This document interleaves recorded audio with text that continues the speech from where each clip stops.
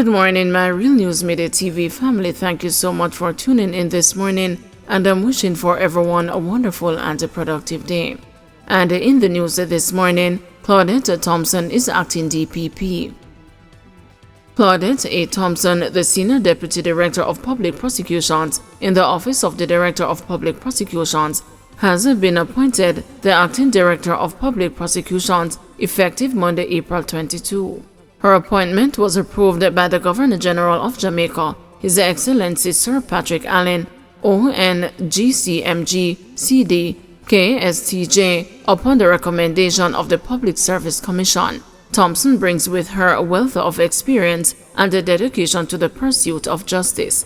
The interim DPP will replace Paula Llewellyn, who bowed out of the position in a statement from the Attorney General's chambers on Sunday, which said the Director of Public Prosecutions has advised that she is unable to carry out the functions of her office at this time. Llewellyn's decision followed the Supreme Court's ruling on Friday that the second extension of her tenure in office is unconstitutional, which the government said it would appeal.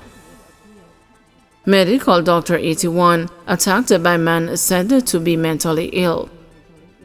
The Spanish Town police are probing an incident in which an 81-year-old medical doctor was attacked and injured by a knife-wielding man said to be mentally ill on Monday afternoon. The news was informed that shortly after midday, the doctor was at her medical practice on Martin Street in Spanish Town when she was attacked by a man who used a knife to slash her in the face. The man was held by citizens and badly beaten. He was taken to Spanish Town Hospital, where he is being treated. The injured doctor was attended to by a fellow practitioner and treated for her wounds. Businessman killed by gunman in Runaway Bay, St. Anne. Police investigators have launched a manhunt for a gunman who shot and killed a businessman at his establishment in Runaway Bay, St. Anne on Monday. The deceased is 36-year-old Dwayne Wilson, alias Chris or Baghdad of Runaway Bay.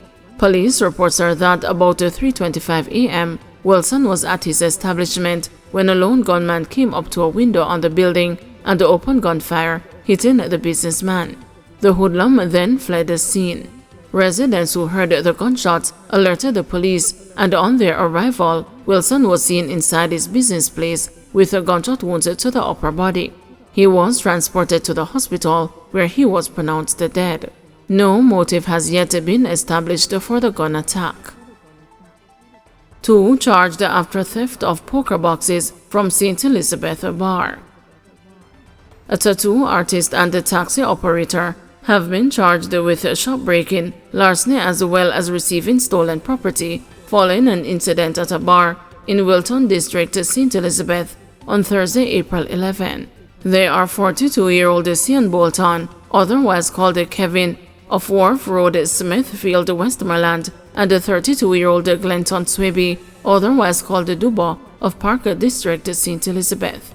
According to reports, at approximately 5 a.m., an alarm was activated at the establishment, prompting the bar owner to notify the authorities. Upon arrival, law enforcement officers discovered that two poker boxes valued at approximately $1 million were missing from a wall inside the bar. Bolton and Swaby were subsequently apprehended during a police vehicular checkpoint on Thursday, April 18.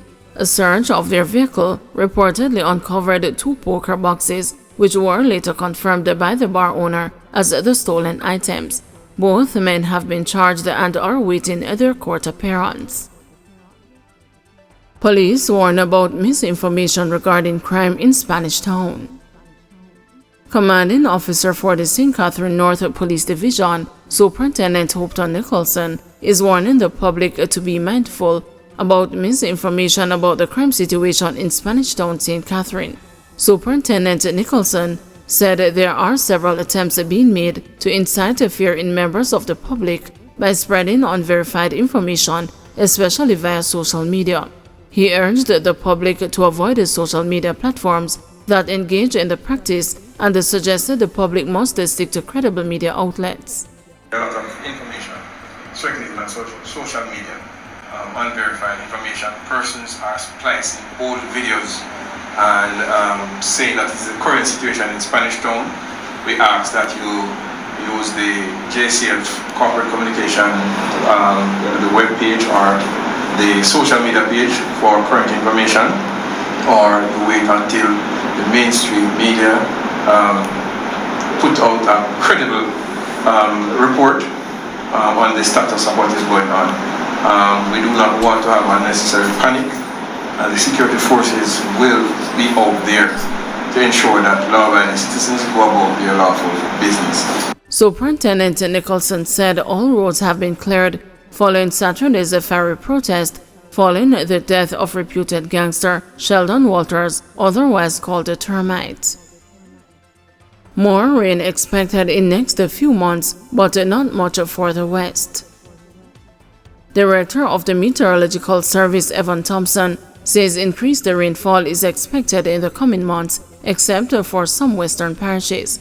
The increased rainfall across the eastern and the central parishes over the next 2 months will be considered normal. Based on the level of rainfall that we experienced during March, the drought conditions have been exacerbated, and they are becoming more severe for the parishes that were already seeing a deficit, and then there is an expansion to more parishes. So what we're looking at now is the projection, where we are seeing still that we will have some amount of drying at the beginning of the period. But as we move into May and into June, we do expect an increase in rainfall. And there on this chart, we see that the western end of the island is likely to remain brown for a little bit longer than the rest of the country.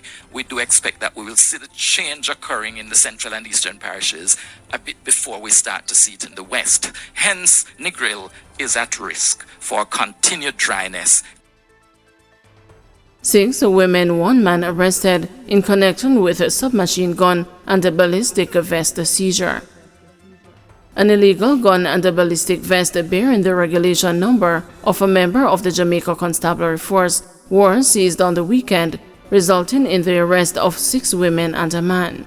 Reports are that about 2 p.m. on April 21, members assigned to the St. Andrews Central Police Division conducted a cordon and search operation at a premises along Friendship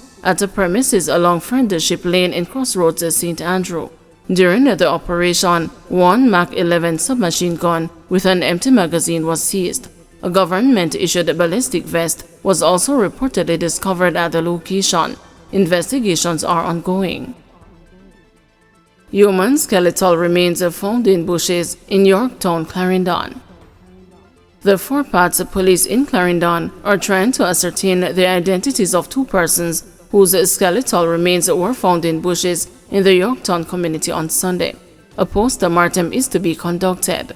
It is reported that about 11:40 a.m., a resident stumbled upon the remains in bushes. The police were alerted and the scene was processed. Stolen vehicles recovered in St. Catherine. The swift action of the St. Catherine North Police led to the recovery of 2 motor vehicles that were reported stolen on Saturday. Reports from the police are that about 9 p.m., a Toyota Probox motor car was stolen in the Linstead area. The vehicle was recovered in the Golden Acres community in the parish.